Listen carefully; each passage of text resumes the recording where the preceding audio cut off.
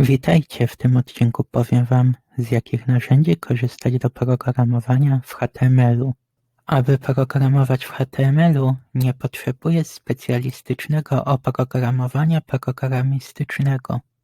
Do tego celu wystarczy Ci najprostszy edytor tekstu.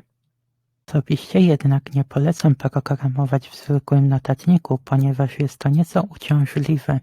Bardziej sensownym, łatwiejszym oraz wydajnym rozwiązaniem jest skorzystanie z zintegrowanego środowiska programistycznego.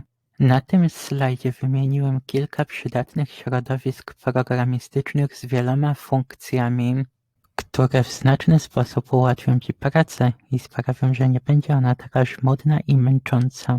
Na tym slajdzie przedstawiłem Ci kilka, moim zdaniem, najbardziej przydatnych funkcji zintegrowanych środowisk programistycznych. Szerzej omówię je w kolejnym materiale. Do usłyszenia w kolejnym materiale już wkrótce.